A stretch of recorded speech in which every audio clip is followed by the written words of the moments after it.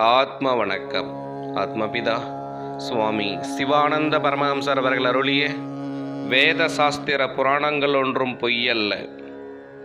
ஏனென்றால் வேத சாஸ்திர புராணாதிகள் யாவும் எழுதியிருக்கின்றது யாரென்று உமது நம்பிக்கை?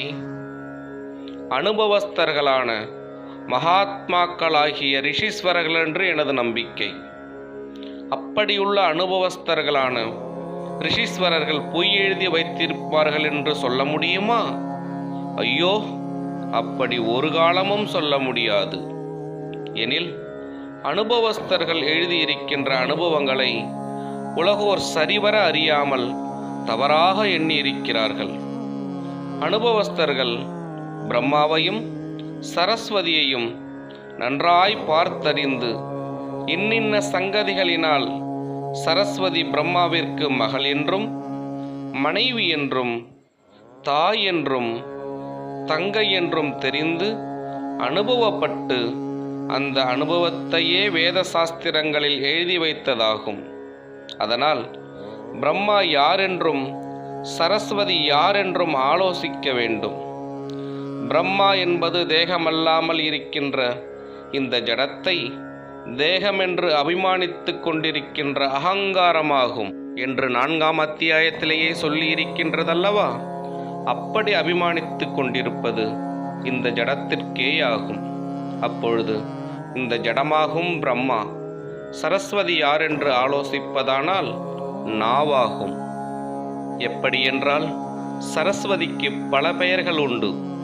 எவையென்றால் பிராமி, பாரதி, பாஷா, கீர், வாக்கு, வாணி, சரஸ்வதி, வியாகாரா, உக்தீர், அபிக்திரி, பாஷிதம், வசனம், வச, இவையெல்லாம் சரஸ்வதியினுடைய பெயர்களாகும். இவையெல்லாம் ஒவ்வொரு காரணத்தால் ஏற்பட்டுள்ள பெயர்களாகும். தவிர பஞ்சேந்திரியங்களில் ஒன்று சரஸ்வதி ஆகிறது. அதாவது வாக்கு என்கிற இந்திரியம். அந்த வாக்கு என்கிற இந்திரியத்திற்கு நாவு என்றும் சொல்லுவதுண்டு. ஆகையால் சரஸ்வதி என்ற பெயர் நாவிற்கே ஆகின்றது. அதுவும் தவிர உலகவாசிகள் ஒருவனுடைய விஷயமாக பேசும் பொழுது அவனுடைய கெட்ட வாக்கு, கெட்ட சரஸ்வதி, கெட்ட நாவு என்று சொல்லுகின்றனர். இவையெல்லாம் நாவை பற்றி சொல்லுகின்ற வார்த்தைகளாகும். அதனால் இந்த நாக்காகும் சரஸ்வதி. இவள் பிரம்மாவிற்கு மகள் என்று சொல்ல காரணம் என்னவென்றால், இந்த ஜடமாகும் அகங்காரமாயிருக்கின்ற பிரம்மா என்று முன்னமே சொல்லியிருக்கின்றதல்லவா? இந்த அகங்காரமாயிருக்கின்ற ஜடம் இல்லாவிட்டால் நாவு உண்டாகுமா? இல்லை. அப்பொழுது நாவு எங்கிருந்து உண்டாகின்றது? இந்த ஜடத்திலிருந்தே.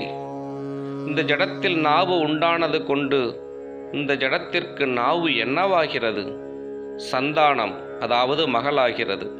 அதனால்தான் பிரம்மாவிற்கு மகள் சரஸ்வதி என்று சொல்ல காரணம்.